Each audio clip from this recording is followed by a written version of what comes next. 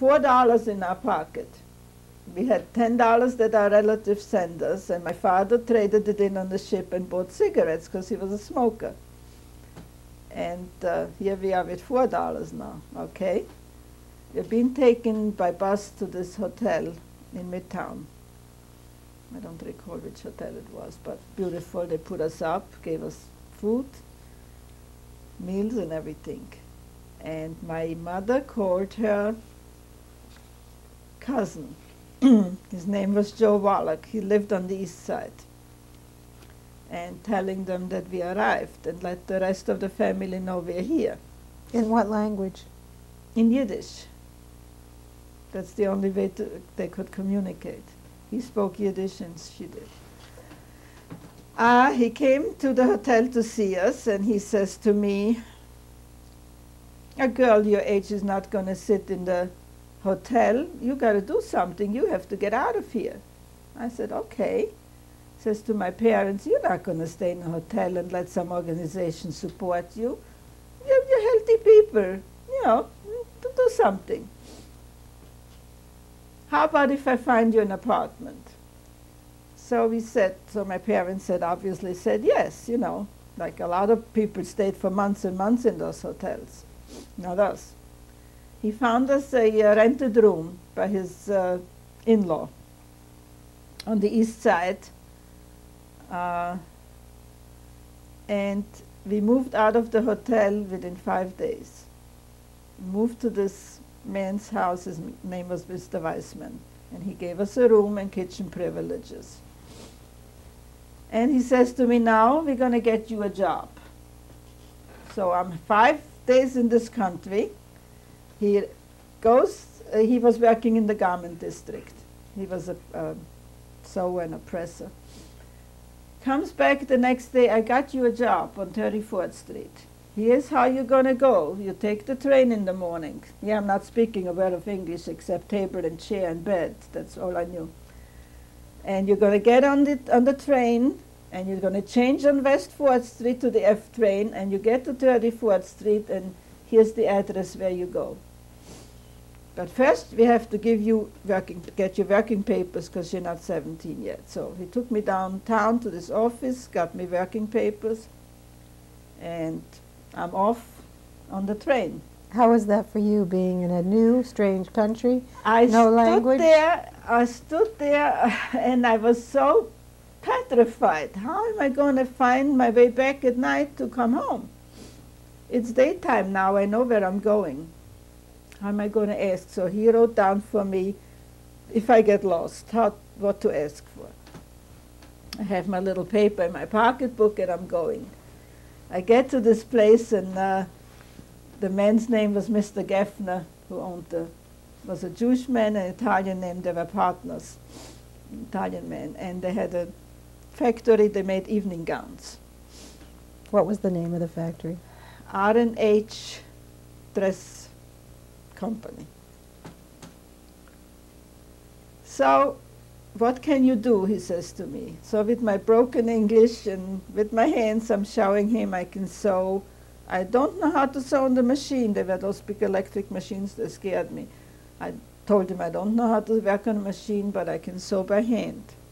Okay, how about I put you with this lady, he says, and she's going to teach you how to drape the netting on the mannequins to make the pleats for the gowns. Fine. I'm willing to do anything just to make some money, right? Happened to be a black lady who was my supervisor. Her name was Carol, the most wonderful person I met in my life. Her last name? She was divorced, and I really don't know her last name. I don't think she ever told me her last name, but her name was Carol. Carol taught me how to work, first of all, how to drape. She told me, when you take a shower in the morning, you have to go to the store and buy some deodorant, because I was very nervous and young, and I guess I needed deodorant. She told me what kind to get. She told me what kind of makeup to get. She wrote everything down for me. On my way home from the train, I would stop in the 5 and 10 and pick up all these goodies and bring them home, and my mother would say, what is this? what's a deodorant? She didn't know what that was. We never heard of it. Mom, you put it under your arms. Oh, okay, okay.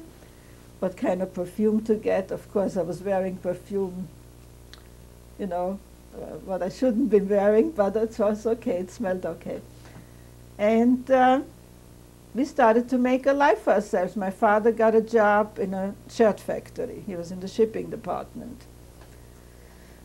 Now we're at a point where my brother finally came over. What happened to his wife? And they got a little apartment, and she really got sick. And she had to go for that lung surgery. And unfortunately, she was okay. One day after the surgery, she passed away. Now here he is alone. He's 24, 25 years old, whatever. And he got himself a little apartment. And he got himself a job.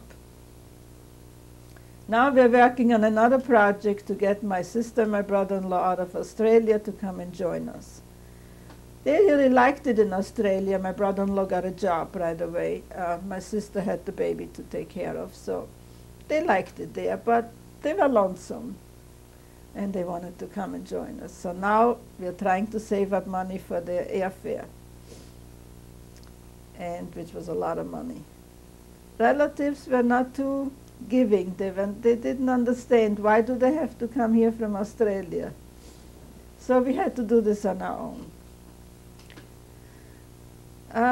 From that apartment that was rented, the rented room, we moved into an apartment on the east side on Clinton Street and went out and bought furniture on payments because we didn't have any money. So just had to put a little bit of money down and get the furniture. Fine.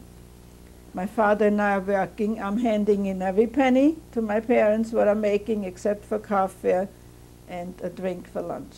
Brought my own lunch, drink for lunch.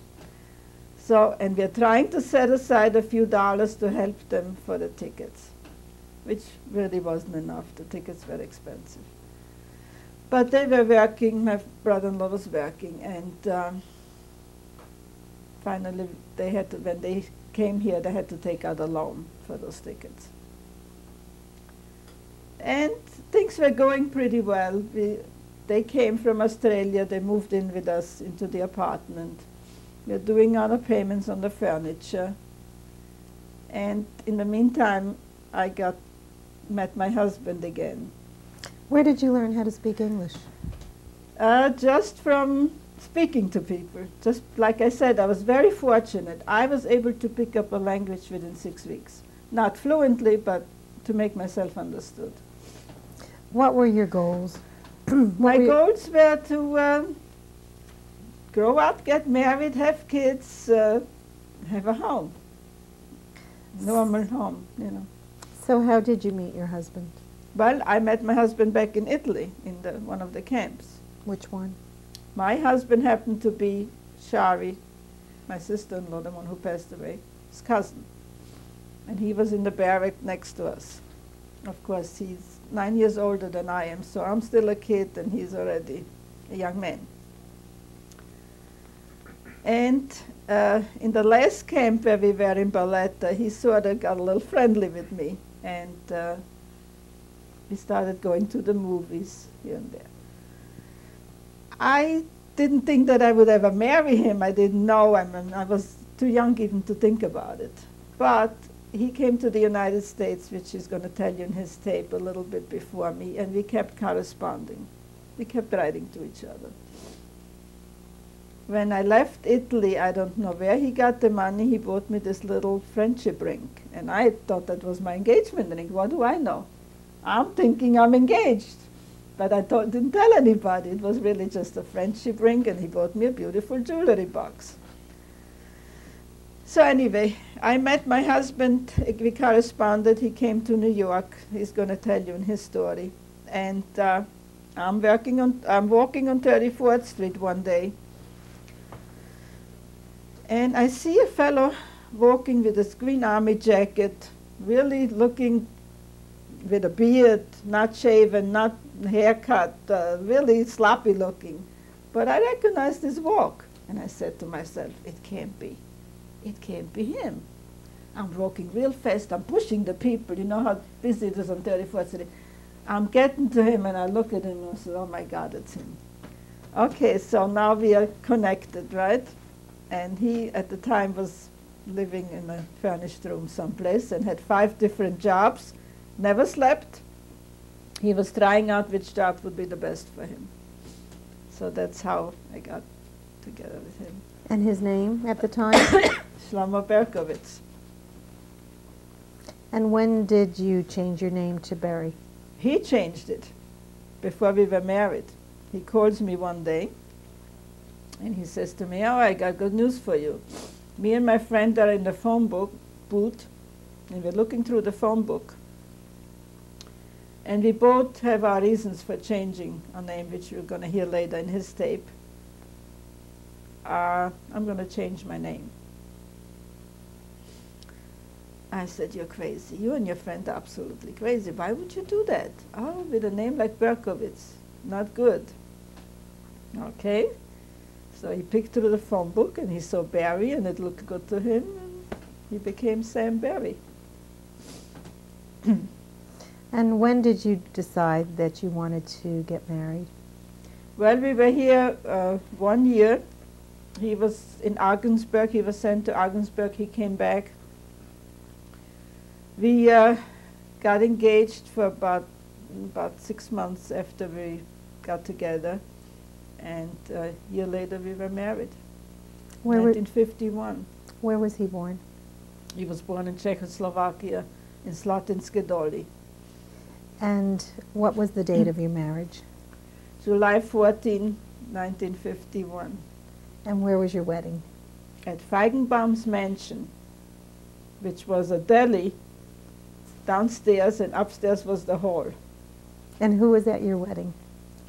All the cousins that survived, all my relatives that were here from my mother's side, some friends from the camps.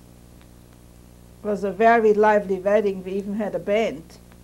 But what had happened when my parents ordered the food, they ordered pastrami sandwiches from the deli downstairs. My mother had an aunt here who was in her 90s. She lived on the east side, and of course she was invited. Well, not knowing that she's bringing the whole street of ladies along, and turned out we didn't have enough sandwiches. So the poor bridegroom was very hungry. He went downstairs, got himself a sandwich and a soda, hid it under the bench, and that's what he had. I don't think I even saw the food. I just was so busy dancing the whole night. But it was a very lively wedding. Who performed the ceremony? I don't recall the name of the rabbi. We have him on the picture in my album. Unfortunately, I heard a few years after that he passed away. But it was a sort of a religious wedding. I walked 7 times around my bridegroom. What did you know about that? I had absolutely no clue. I was also sent to a mikveh by my husband's sister and went to the beauty parlor in the morning, had my hair done. Then in the afternoon I had an appointment to go to the mikveh. I get into the mikveh, the lady takes me, brooms, he dumps me in the water. There goes my hairdo. I was very upset. At this point the beauty parlor's closed, and I went home and I put some curlers in my hair, and that's why I look like I look on my picture. We're going to change tapes now.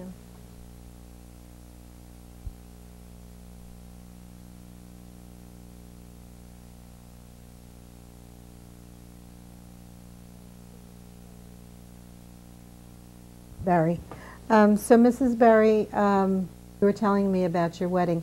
What children were born from your marriage? I have 2 children. I have a son, Kenny, and a daughter, Adeline. When was Kenny born? Kenny was born in 1952. And Adeline was born in 1958. And who were they named after? Kenny is born after my father-in-law, Sam's father. His name was Kalman. Kenny's Jewish name is Kalman. And his name is Kenny. And Adeline? Adeline was born, her Hebrew name is Esther Ruchel, and she was named after my husband's grandmother who raised him. And your parents, what happened to your parents? My parents lived here in the United States. They lived on the east side for a number of years. My father worked till he was 80 years old. They lived on the east side, then later on they moved to Brooklyn. They had a small apartment in Brooklyn. They lived a very good life. My father didn't make a whole lot of money, but my mother knew how to stretch their dollars. She seemed to have everything. She never asked us for anything. She would try and help us if we needed it. I mean, that's how they were. They tried to help if we needed anything. They didn't have a whole lot of money. They were very happy. They were well fed. They were well clothed. You know, they lived pretty well. When did they pass away? My mother passed away in 1974, and my father passed away 2 weeks before I moved in here in 1984. And who have you shared your background with throughout the years? Not too many people. Like I said, we wanted to start fresh and start new. So when Sam and I got married, we decided we're going to speak English in the house. We are learning from each other. When the children came along, I witnessed a lot of our friends that were in the camps. They're a little bit older and they had children earlier, that they made their children absolutely miserable. Day in and day out, they would tell them their war stories, their life stories, what they went through. And I felt this is really not good for children to grow up like that. Whether it was right or wrong, looking back on it now, maybe we should have told them a little bit more than what we did. How much did you tell them? Very little. I said those kids are going to grow up Americans. They're going to be happy and healthy people. They don't have to know all this. They're going to learn in school some of this stuff eventually. But I, here and there, would drop a little story, but nothing major, nothing like this. Matter of fact, a couple of years ago, my son came to me and he said, "Mother, you know your grandchildren are getting big, and I have no stories to tell them. I don't know what to tell them, what you and Dad went through the war.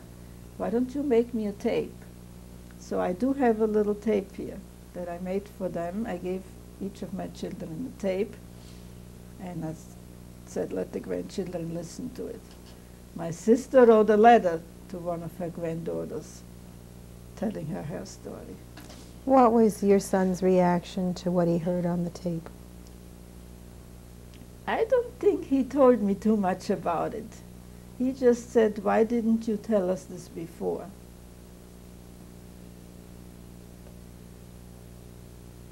I said to my daughter recently, I gave you a tape. She says, "You gave me a tape." "Where is it?" I says, "I gave you a tape. I don't know where it is."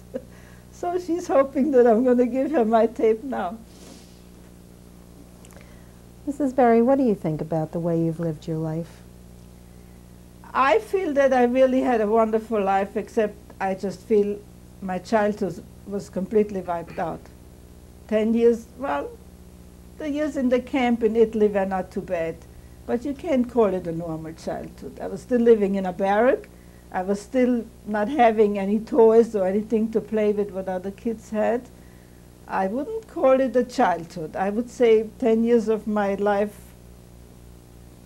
was unfortunately erased. What do you dream your life would have been like if it hadn't been for the war? Probably would have grown up normally in Austria, would have married maybe a Jewish fellow, maybe not, who knows? You don't ever know who you meet.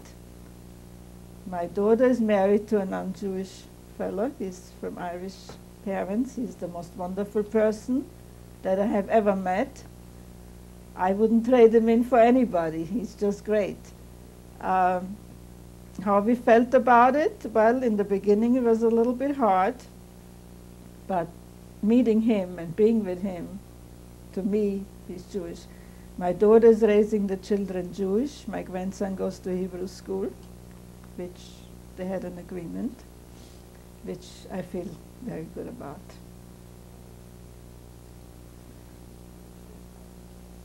So what is important to you today?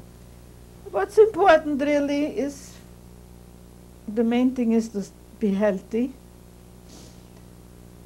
see my kids do well. I enjoy my grandchildren. They're my life. I just love them. And just for us to have a chance to be happy and healthy. How many grandchildren do you have? 4, 3 boys and a girl. Can you tell me who they are? Okay, composure again. The oldest grandson is David, which is my son's and my daughter-in-law's son. The next one is my granddaughter Lisa, also my son's daughter. Your daughter-in-law's name? Sharon. And she's a wonderful girl. I wouldn't trade her for anybody in this world. She's great. She's a Jewish girl. She has wonderful family, wonderful parents. We are very close. We always get together. And the other 2 grandchildren? The other 2 grandchildren, my daughter's son is Joseph. He's the older one. And we just have a baby that's going to be 2 in January. His name is Ryan. And her last name? Her last name is Shay. And her husband's first name? Gerard. How do you think your experiences during the war as a child, robbing you of your childhood, have affected you? The person that you are today? Well, it affected me in a way that I feel that I didn't have an education, which bothered me at the most. Now, when I came to the United States and I was working, I wanted to go to designing school. I seemed to have a flair for designing clothes. In order to enroll into the School of Design in New York City, I needed $500, which again, my parents asked some of the relatives would they lend us the money, and they said they possibly couldn't. They don't have that much money to lend us. So there I couldn't go to designing school because I couldn't take out a loan for it either, because we didn't have no collateral, nothing to show for that we would pay this kind of money, so the banks wouldn't give us a loan. Besides, my mother said, well, you know, you have to really work. You can't really go to school, even though you're only 17. As far as the language and as far as I already spoke English, when my children were growing up, I really learned from them with doing their homework with them and helping them. And Sam and I did go to night school to pick up some of the language when it was possible, when the kids were older already. How would you describe yourself as a child? What kind of child were you back then? I started out as being a very happy little kid. I was outgoing. I wasn't shy. I would have probably been a very well-adjusted person.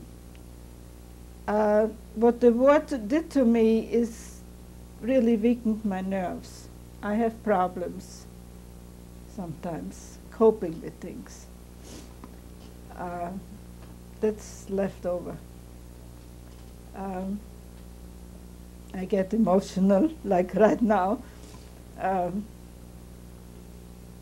I feel that I would have been a well-adjusted person. I don't know what my life would have been. I can only guess. I mean, nobody knows what the future would have brought. How was your faith in God affected by the experiences that you suffered during the war? Well, for a time there, I believed that where was God when all this was going on? I kept asking myself, how did God look down and let this happen? But since we're in the United States and things, you know, our life went back to normal, sort of, and I believe in God. I really do.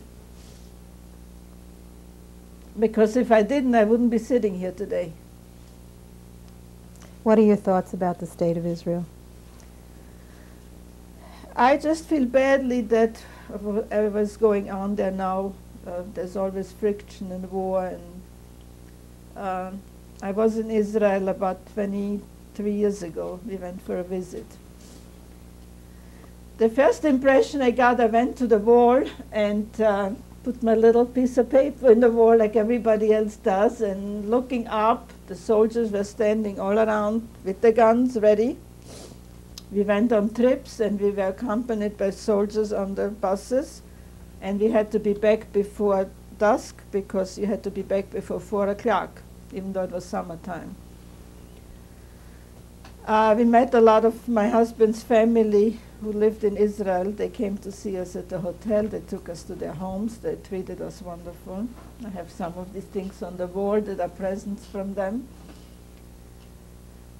I would like to see the state of Israel survive this, what's going on now, and just live peacefully, let the people finally live peacefully there. For once and all, let them have some peace there. That's what I would like to say, and I'd love to go back to visit. In your opinion, what parallels can you draw from your experiences in Yugoslavia to what's happening there now? There was never really peace over there. There was always friction going on. There were the Serbs with they were always fighting there. The Muslims were not happy with the other people. There always was friction going on, even during the war, that we could feel what was going on.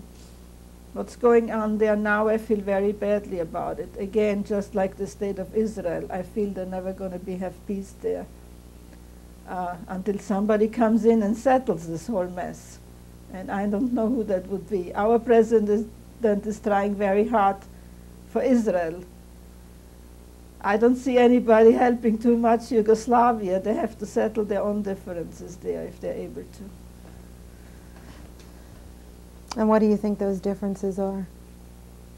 Well, it's all over the same thing. They want this state to be theirs, and they want their state to. They want to take charge. You know, just like in Israel between the Arabs and the Jews.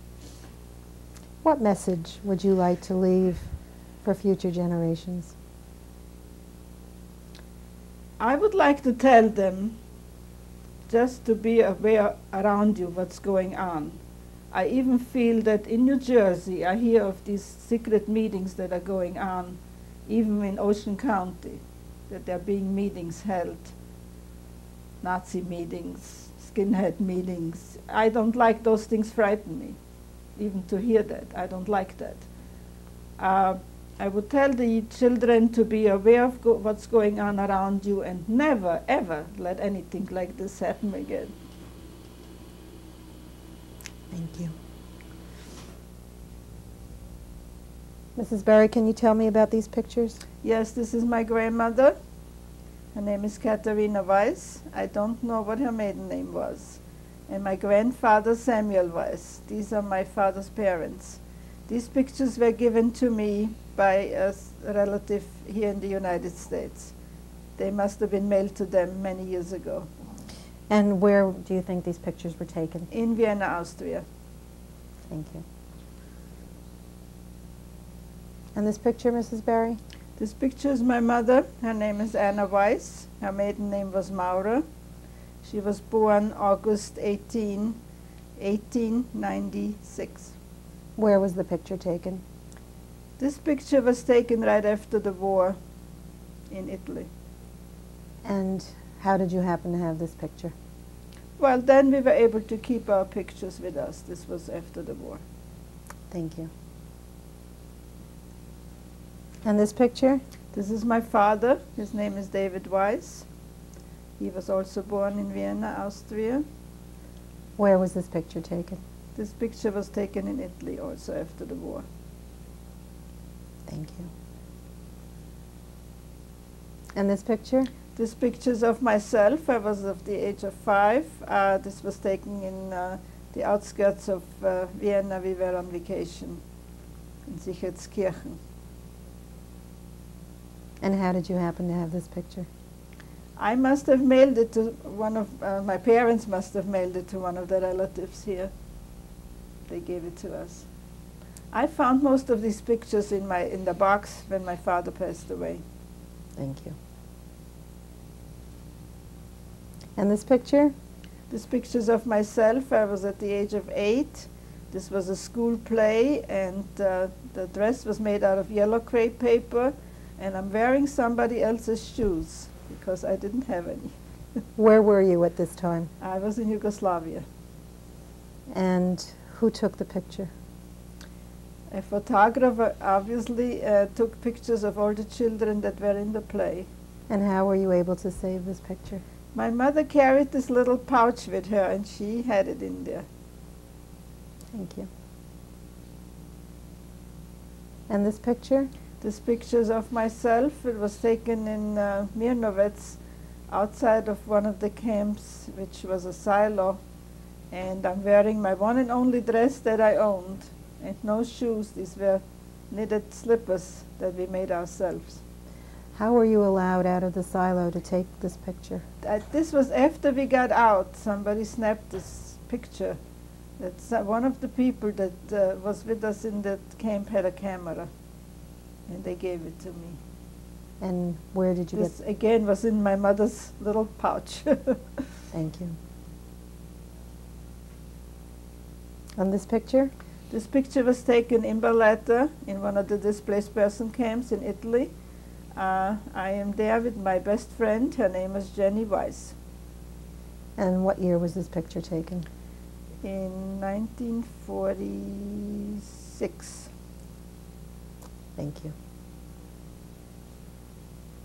When was this picture taken, Mrs. Berry? This was taken in 1946 in Italy. And standing in the back from left to right, full names? My sister, Gertrude Ries, my brother-in-law, Leo Ries, my father, David Weiss, my brother, Alfred Weiss, and myself, Greta Weiss, and my mother's name, Anna Weiss. How old were you in this picture? 14. Thank you.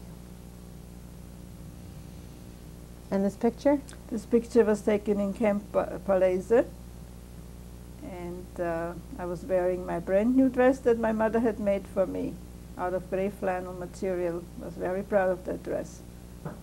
That was really my first nice dress that I had. And how old were you in this picture? About 13 and a half. Thank you. And this picture? This was the first picture taken in the United States in 1950. Standing on the left? My father, David Weiss, my mother, Anna Weiss, and myself, Greta Weiss. And where was this picture taken? In one of the studios in downtown New York. What was the occasion? Our first pictures with our first decent clothes, my father's first suit. Little family picture. Thank you. And this picture? This picture is my parents, my mother, Anna Weiss, and my father, David Weiss, and this was a picture of their golden anniversary. And where was it taken? It was taken in Goldman's in New Jersey, where they had their party. What city in New Jersey? In Livingston. Thank you. And this picture? This picture was our first picture together in the United States. My boyfriend, Shlomo Berkowitz, on the left, and I'm on the right, Greta Weiss, sorry. I wasn't Berry yet. When was this picture taken? 1951. Thank you. And this picture? This is our wedding picture, taken in 1951, and it was taken in a hall above Feigenbaum's mansion in New York City. The actual date? July 14, 1951. And can you tell me about the dress? The dress was a beautiful lace dress which we borrowed in one of the bridal gowns, and also the veil and the headpiece. The bouquet we bought. My husband got that for me. Thank you.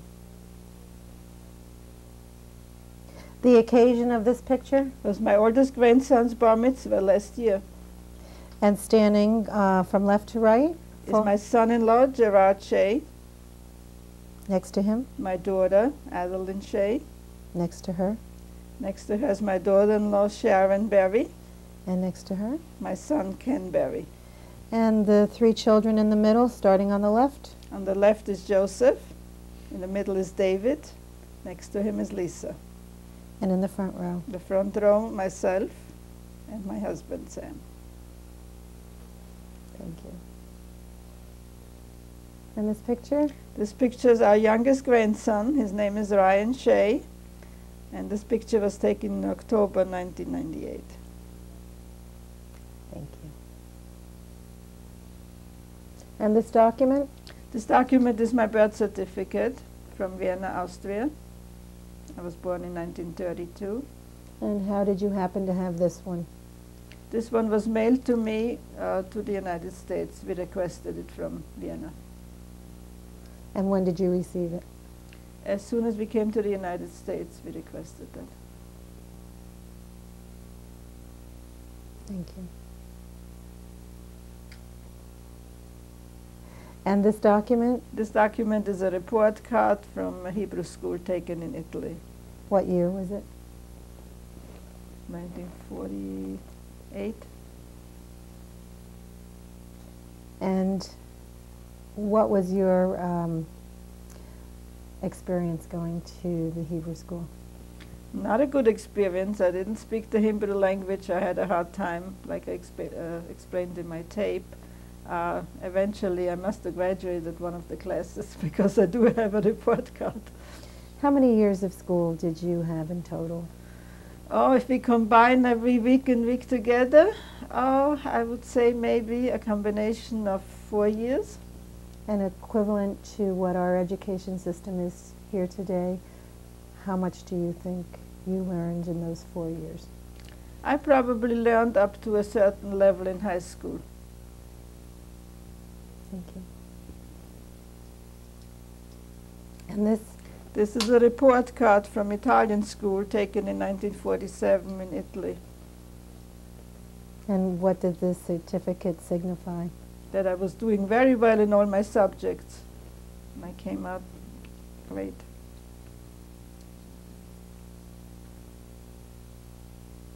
Thank you.